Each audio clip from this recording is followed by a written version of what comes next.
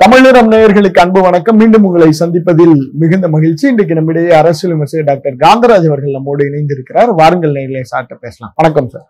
Sir, இந்த தக் life படம் அது தமிழில் இருந்து தான் கன்னடம் பறந்துச்சு அப்படின்னு சொன்ன கமலஹாசனுடைய அந்த பேச்சு, அதை தொடர்ந்து நீதிபதிகள் சொல்லி இருக்கிற அந்த கருத்து எப்படி பாக்குறீங்க சார்? கமல் மன்னிப்பு கேட்டா விட்டுறோம்னு சொன்னாதான் கேள்விப்பட்டேன். ஆமா சார். நாம தான் இன்னைக்கு நீதிபதிகளை பத்தி தான் நமக்கு தான் தெரியும். பல்வேறு வகையான விமர்சனங்களுக்கு அவங்க ஆளாகிட்டு இருக்காங்க.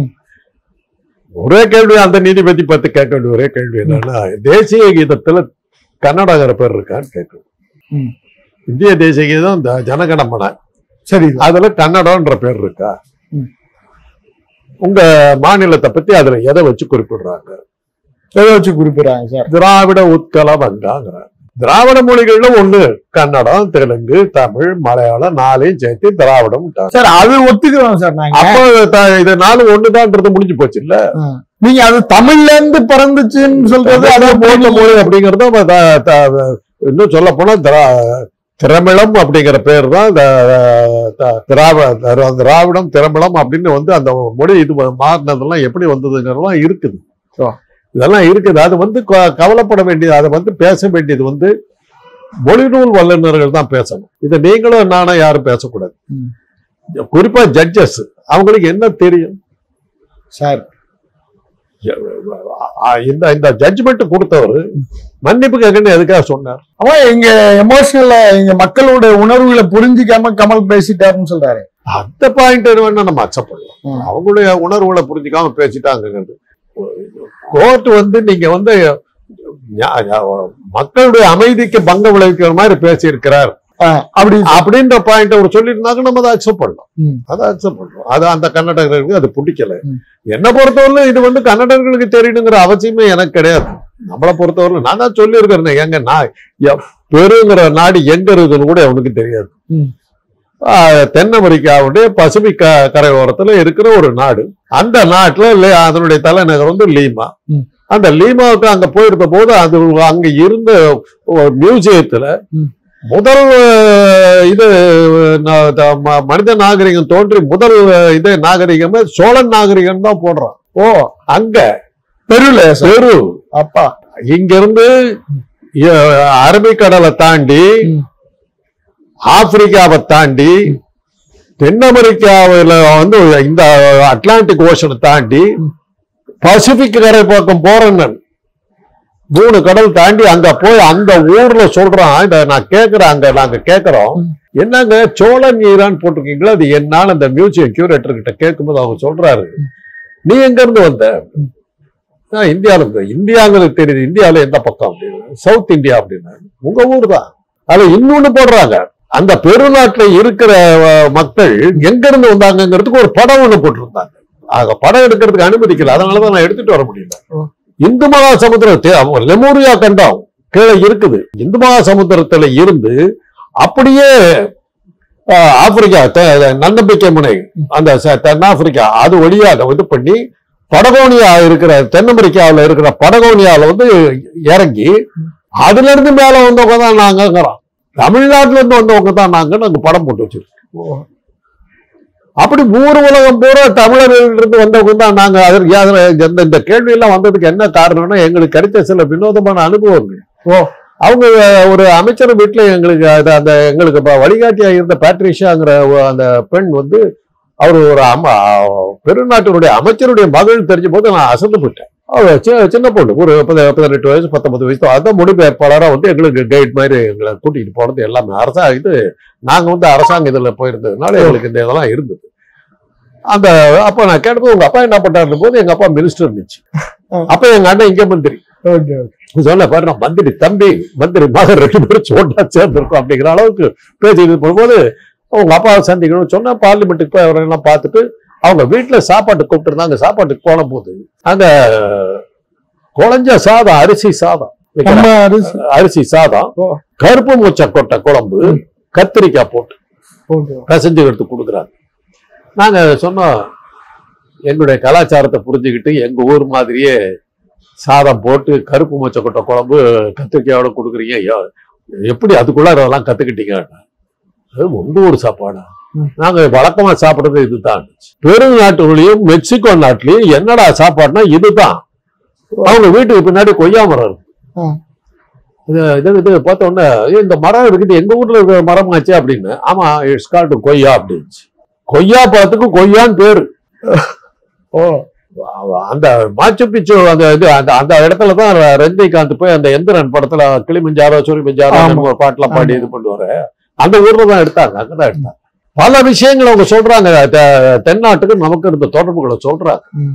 இதெல்லாம் நமக்கு இவ்வளவு பழம்பெருமைகள் நமக்கு இருக்குது. இவங்க இந்த மொழி இங்க இருந்துதான் பிறந்ததுன்னா அவங்க அக்செப்ட் பண்ண, கன்னடகாரன் அக்செப்ட் பண்ண வேண்டிய அவசியமே கிடையாது. அவனுக்கு தெரியலன்னா நாம அதை பத்தி கவலைப்பட வேண்டிய அவசியம் இல்லை. இன்னைக்கு சொல்லி என்ன பண்ண போறோம்? சார், இப்ப அந்த நீதிபதி ஒரு கேள்வி எழுப்புறார், கமல் என்ன மொழியியல் அறிஞரா அப்படின்னு கேள்வி எழுப்புறாரு. இதெல்லாம் பேசலாமா சார்? இல்ல, அப்ப நீ இப்போ மொழியே இல்ல அறிஞரா? நீ அதை எப்படி கமெண்ட் அடிக்கிற? உனக்கு மொழியை பத்தி எல்லாம் தெரியும். திராவிட உட்கல வந்தான் போட்டிருக்காங்க. கன்னட மொழி இப்ப இந்த நாட்டுல இல்ல. அப்ப அந்த தேசிய கீதத்துல இப்ப இல்லையா அந்த நாட்டுல? இந்திய நாட்டுல கரெக்டா கிடையாது. ஜட்ஜி பார்த்து சொல்லணும். சார், ராஜாஜி இத போல ஒரு சர்ச்சை எழுந்தப்ப அவர் மன்னிப்பு கேட்டாரு. திரும்ப கமலும் அதே மாதிரி மன்னிப்பு கேட்கணும் அப்படின்னு சொல்றாங்க சார். அது ராஜாஜி எப்ப அந்த மாதிரி சொல்லி சொன்ன மாதிரி எனக்கு தெரியும். மொழிநூல் வல்லுநர்களுக்கு வரலாற்று ஆய்வாளர்களுக்கும் தெரியுங்க. அது கன்னடக்காரர்களுக்கு வந்திருக்கிற இது என்னன்னா வரலாற்று பிரச்சனைகள் இருக்குங்க. புலிகேசி, சரி சார், புலிகேசியில ஆரம்பிச்ச விவகாரம். மகேந்திர பல்லவன் சமணனா இருந்தவன் சைவனா மாறுறான். அப்பர் மாத்துறார் திருநாவுக்கரசர். திருநாவுக்கரசரே ஒரு சமணர். என்ன சார்? தர்மசேனருங்கிறது அவருடைய ஒரிஜினல் பேர். அவர் சமணர். அவர் தங்கை திலகவதி தான் அவரை மாத்துறாங்க. சைவ மதத்துக்கு மாட்டேங்கிறார். அப்புறம் அவரை எப்படி மாத்தி இது பண்ணும் போது சமணர்களுக்கு கோவம் அவரை கடல்ல எல்லாம் தூக்கி போட்டு கொல்றதுக்கு எல்லாம் முயற்சி பண்றாங்க.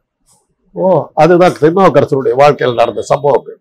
அதுக்கு பிறகு அவர் தீவிரமான சைவரா மாறுறாரு, சிவபெருமானை கும்பிடுறாரு. அவர் ரொம்ப பிரபலம் ஆன போதுதான் அவரை மகேந்திர பல்லவனை சந்திச்ச போது சமணனா இருந்த மகேந்திர பல்லவன் அவர் பேச்சை கேட்டு சைவனா மாறுறான்.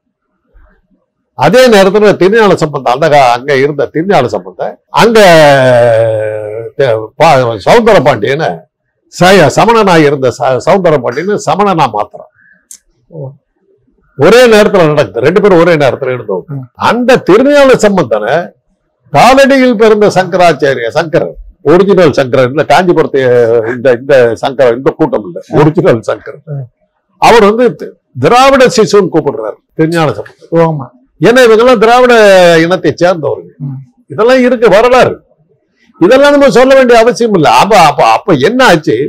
சமணனா இருந்து ஒரு சைவனா மாறின உடனே காஞ்சிபுரம் அன்னைக்கு பௌத்த மதங்களுக்கு ஒரு ரெண்டு இடம்.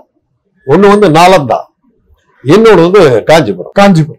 நாலந்தாவுல பௌத்த பல்கலைக்கழகம் இருக்கு. சீனாவில இருந்து நாலந்தாவுக்கு பௌத்த மதத்தை பத்தி படிச்சுக்குவாங்க. அங்க இருந்து சூப்பர் போஸ்ட் கிராஜுவேட் மேல் படிப்பு படிக்கணும்னா காஞ்சி பல்கலைக்கழகத்துக்கு வரணும். இங்க இருக்கிற பௌத்த பல்கலைக்கழகம் காஞ்சிபுரமே அன்னைக்கு பௌத்த காஞ்சி சமண காஞ்சின்னு ரெண்டா இருந்தது. அதைத்தான் இவனுக்கு பின்னாடி விஷ்ணு காஞ்சி சிவகாஞ்சின்னு மாத்தினாரு. இன்னைக்கு அந்த காஞ்சி மடத்துக்கு சுமந்தமா இருக்குது காமாட்சி கோயில். ஆமா, அது உள்ள நீங்க போய் பாத்தீங்கன்னா பௌத்த மத சிற்பங்கள் நிறைய உள்ள இருக்கும். உள்ள இருக்கு.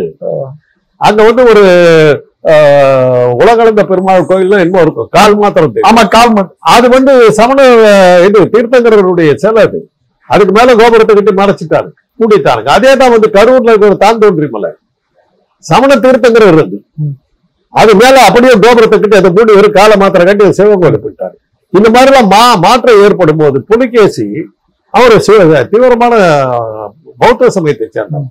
படையெடுத்துட்டு வந்துட்டா மகேந்திர பல்லவன் சரண்டர் ஆயிட்டான், சரணாகதி அடைஞ்சிட்டான். நான் ஒண்ணும் பண்ண மாட்டேன், நான் இருக்க எந்த காரணத்தை மட்டும் பௌத்த மதத்துக்கு எந்த அழிவு வராம நான் பாத்துக்கிறேன்னு வாக்குறுதி கொடுத்தப்பறம் புலிகேசி போயிட்டான்.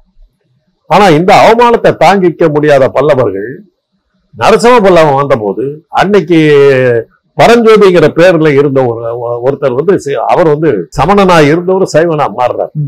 அவன் தான் நரசிம்ம பல்லவனுடைய படைத்தளபதி. அவனுடைய தலைமையில தான் வாதாபி, கர்நாடகாவில் இருக்கிற வாதாபி, இன்னைக்கு அது எங்க இருக்குன்னா பூனா கீழே இருக்கு. அந்த இடத்துல அதான் புலிகேசியுடைய கேபிட்டல். அங்க போய் படையெடுத்துக்கிட்டு போறாங்க. படையெடுத்துக்கிட்டு போய் புலிகேசியை கொண்டது மாத்திரம் இல்லாம வாதாபியை நெருப்பு வச்சு கொடுத்து ஊரே அழிச்சாங்க. வரலாற்றில் இன்னைக்கு வரலும் புரிஞ்சிக்க முடியாத சில சம்பவங்கள் அது ஒண்ணு. ஏன்னா மகாபலிபுரங்கிற காலத்தால் அழியாத ஒரு அற்புதமான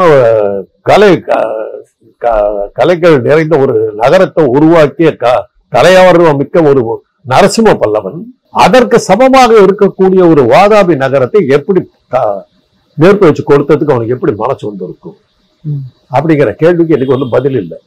அதைத்தான் கல்கி என்ன எழுதுறாருன்னா, அது ஒரு சிவகாமின்னு ஒரு கற்பனை பாத்திரத்தை உருவாக்கி அவன் மேல உள்ள காதல்னால அவ போட்ட சபதத்தினாலதான் அவன் நெருப்பு வச்சு கொடுத்தான். சிவகாமி அந்த கதையில எழுதுவார். அந்த நெருப்பு பத்திக்கிட்டு எரியும். அவ அப்படியே ரதத்துல அப்படியே குறுக்கி படுத்திருப்பான். நரசிம்மபல்லவன் சொல்லிட்டு வரும், பாரு உங்க சபதத்துக்காக யாருன்னா அழிச்சுக்கிட்டு இருக்கேன்னு பாரு, அந்த மக்கள் ஓடுறத பாரு, உன் சபதத்துக்காக நிறைவேற்றல பாரு பாருன்னு எரிச்சல் ஊட்டிட்டு வருவார். அப்படிதான் அந்த கதை முடியும். அதுலதான் அவ தான் பண்ண சபதம் எவ்வளவு மோசமான சபதம்னு புரிஞ்சுக்கிட்டு அவ பைத்தியம் முடிச்ச மாதிரி சிவபக்தியா மாறி கோயில்ல போய் டான்ஸ் ஆட ஆரம்பிச்சோம். அப்படிதான் அந்த கதை முடியும். இந்த இது ஒரு பூனாவில் அந்த பீஜப்பூர் இதுல புலிகேசியை தோக்கடிச்சது அப்புறம் கல்வெட்டு போட்டு அது இருக்குது. அது இவங்களுக்கு அதை பார்க்கும் போதெல்லாம் அவங்களால அதை தாங்கிக்க முடியாது. இப்படி கர்நாடகாவுக்கு நெருப்பு வச்சு அழிக்கிற அளவுக்கு ஒரு தமிழை போயிட்டான் அப்படிங்கிறது அவங்களுக்கு இருக்கிற கோபம். அந்த கோபம் தான் இன்னைக்கு வரையும்.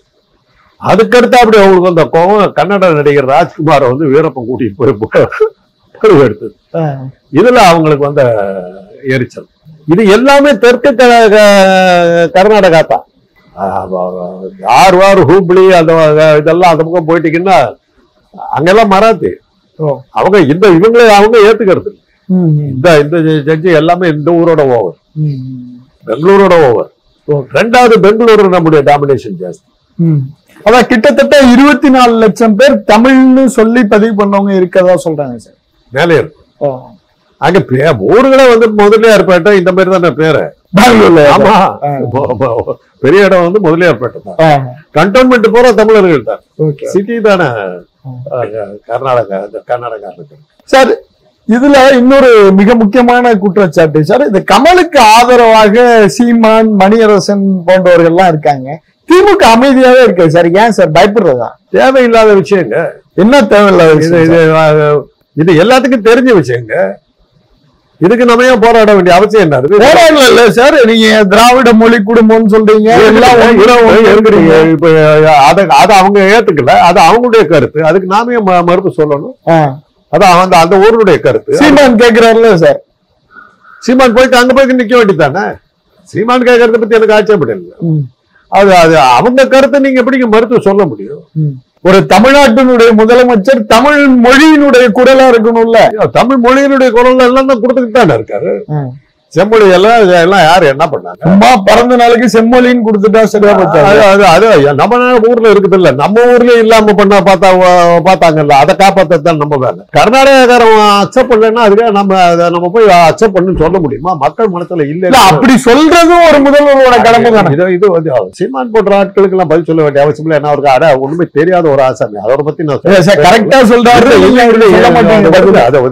உங்க ஆசைக்கு அவரை பத்தி பேசுங்க. ராஜ்யசபையில அண்ணா முதல் முறையா போன போது திராவிட நாடு அப்படின்னு சொல்லி பேச ஆரம்பிச்சார். இங்க இருக்க இந்த தெலுங்கர்களுக்காக, கன்னடர்களுக்காக, மலையாளிகளுக்காக, தமிழர்களுக்காக நான் இந்த கேள்வி கேட்கிறேன்னு சொல்லிட்டு பேச ஆரம்பிச்சார். எதிர்ப்பு எங்க இருந்தது தெரியுங்களா? எங்க சார்? தெலுங்குக்காரருக்கு. எந்த ஊரை பத்தி பேசுறதுக்கு நீ யாருன்னு அண்ணா கிட்டே கேட்டாங்க. அப்பதான் நார்த் இந்தியன்ஸ் கேட்டாங்க. அதெல்லாம் இப்ப சீமானு கேட்கிறாரு.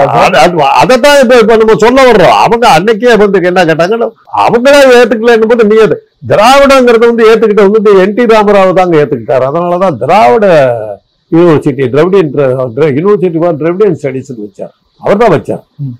அந்த மத்த இதுல கேரளா ஒருத்தர் தாங்க திராவிட நாட்டு கொள்கையை ஏத்துக்கிறாங்க. கர்நாடகாவும் தெலுங்கு ஆந்திராவும் ஏத்துக்கல. அதை ஏத்துக்கலாம். ஏன்னா அவங்க அந்த பக்கம் நிறைய போயிட்டாங்க.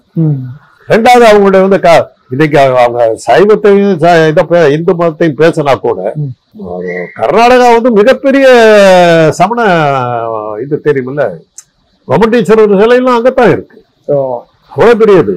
சமுத்திரகுப்தன் எப்போ கிமுலயே இது பண்ண இது அப்படிப்பட்ட இடம். அங்க அது வந்து பின்னாடி வந்த சைவர்கள் வந்து அதெல்லாம் இது இந்த காலடி சங்கரம் வந்து அதெல்லாம் மாத்துறாங்க. ஓகே, சங்கர படத்தை வைக்கிறாங்க. கண்டிப்பா அது மாதிரி வந்தது. அதனால அவங்க ஏத்துக்கலங்கிறது வந்து நம்ம என்ன சொல்லி என்ன பண்ண முடியும்? இப்ப ரோமாபுரியில வந்து கிளியோபாட்ரா வந்து தமிழ்நாட்டு தூத்துக்குடி முத்துக்களை போட்டு சாராயத்தில் கலந்து குடித்தாலும் நம்ம ஊர்ல சொல்லிட்டு இருக்கிறோம்.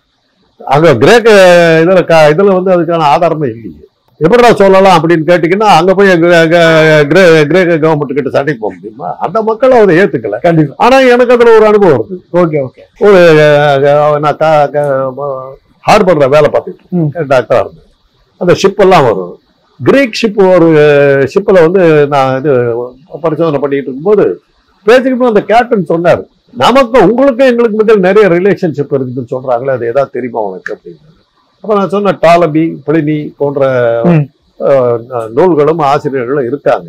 அந்த நமக்கு தொடர்புகள்லாம் இருக்கு. ஓ, டாலமியை பத்தி டாலமி வந்து ஒரு இது வானியல் இது எழுதியிருக்காங்க. ஓ, அந்த இதெல்லாம் வர்ற இதெல்லாம் தான் உங்க ஊர் தானே அது அப்படின்னு. அதுதான் காமரின் பேரு நமக்கு கிரேக்க மொழியில காமரின். அதுதான் கேப் காமரின் சொல்றாங்கல்ல, குமரிக்கண்டா. அந்த காமரின்ற பேர்ல தான் நம்மள தெரிஞ்சு வச்சிருந்தாங்க. அது மாதிரி அது நிறைய இருக்குது. இதெல்லாம் இவங்களுக்கு நம்ம சொல்லி புரிய வைக்கணுங்கிற அவசியம் கிடையாது. கண்டிப்பா. இப்போ போய் அமித்ஷா கிட்ட போய் தான் பேச என்ன பிரயோஜனம்? யாரு அரே ஹாய் ஹாய் ஹாய் சால் சால் சால் சால் அப்படிங்கிற ஆசாமி கிட்ட போய் தமிழை பத்தி பேச என்ன பிரயோஜனம்? கண்டிப்பா. கமல் வந்து அது வந்து உன்னுடைய திராவிடம்ங்கிற பேர்ல தாங்க நம்ம எல்லாருமே அடங்கு போயிட்டோம். அப்ப நீங்க வந்து இது தேசிய கீதத்தை மாத்த சொல்லுங்க. கண்டிப்பா. கன்னடாங்கிற பேர் இல்ல, உத்கல் இருக்குது, வங்கம் இருக்குது, பஞ்சாபி இருக்குது, பஞ்சாப சிந்து மொழி இருக்குது, குஜராத்தி, மராட்டி, திராவிடம், இதெல்லாம் 4 வந்துருச்சு. தமிழ், தெலுங்கு, கன்னடம், மலையாளம் 4 வந்துருச்சு. அது இல்லைன்னு இந்த ஜட்ஜ சொல்லுங்க. கண்டிப்பா சார். அவ்வளவுதான். நன்றி சார்.